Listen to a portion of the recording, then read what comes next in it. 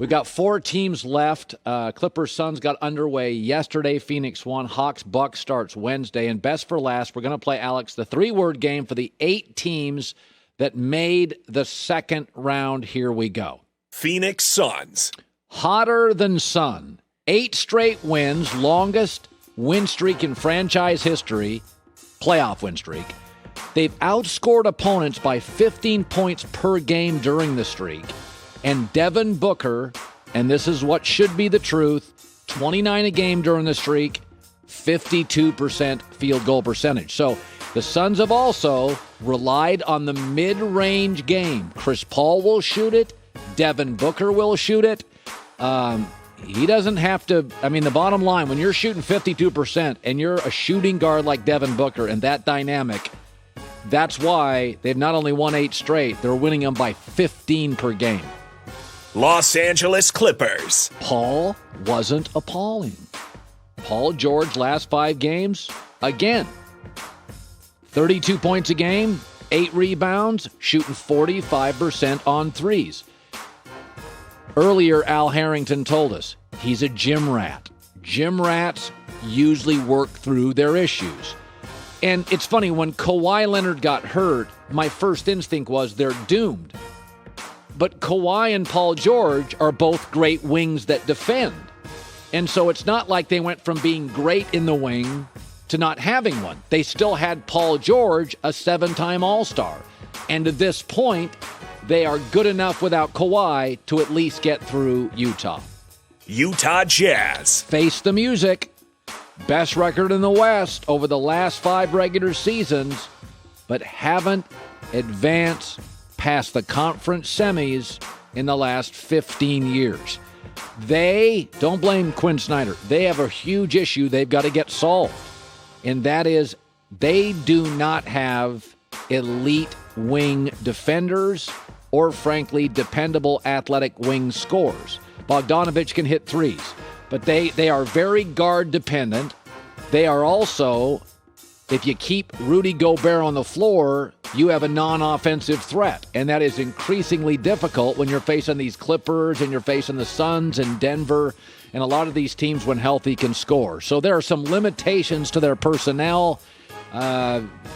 Gobert is a great defensive player. He's a little like Ben Simmons, an offensive liability. And when Donovan Mitchell got banged up, who's their second guaranteed athletic scorer? Denver Nuggets. Suns in 4. Simple as that. Jokic was great, but no other Nugget averaged more than 16 points or averaged more than 6 rebounds in a series. Now, the good news is Jamal Murray comes back. Michael Porter, really good. Can you depend on him? But Jamal Murray's injury pretty much sealed their fate. Milwaukee Bucks. Greek Freak peak. After going down 0-2, Giannis was a monster. 34 a game, 14 rebounds, 56% from the floor. And, this is important, he was super aggressive at the end of games. You could see he'd lost confidence. Remember that moment against James Harden late in the game when he avoided contact. He did a fall-away jumper on Harden because he didn't want to end up at the free throw line. He was aggressive.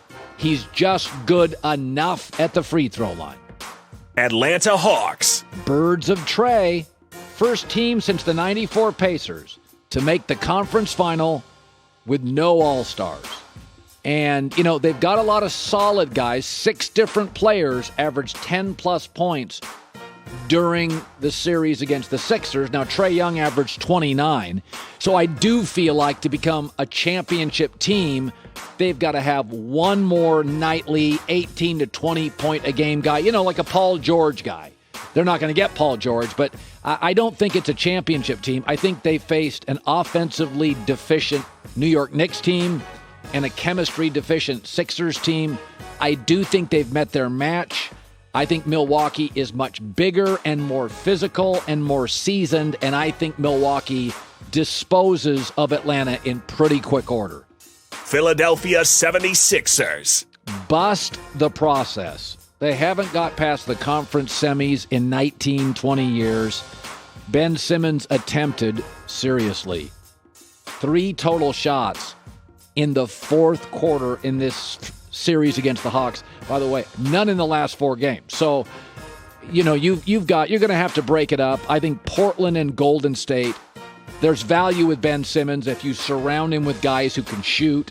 He's long, he can defend, he can handle the ball. He's got nice vision. There's a lot going on that works.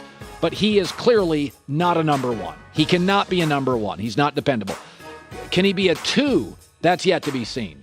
He could possibly be a great 3 if you give him 2 shooters. What you can't have is what Philadelphia does, a dominating big that clogs the lane, because where he has to score is at the rim.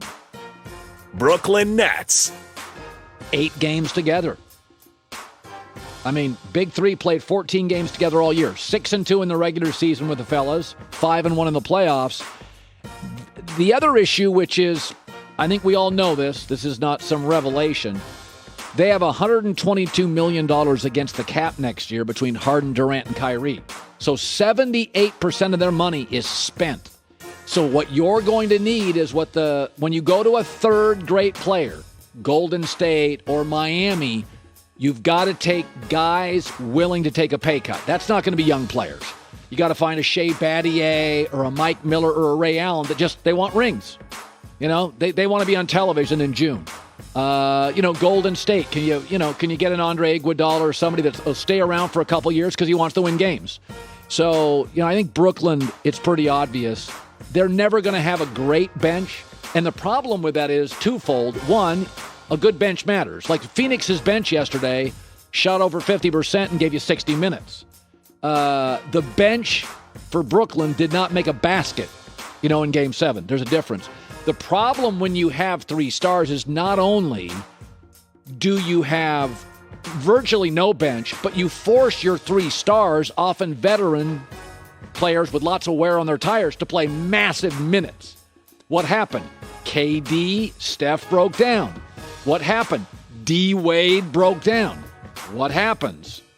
Kyrie and Harden break down. So when you go big with 3 stars, bad bench, you force your stars to play more minutes, and unless you have like a LeBron James, who until recently never got hurt, it's a dilemma. Hi, everybody. Thanks for watching. Subscribe here to get the latest from the show.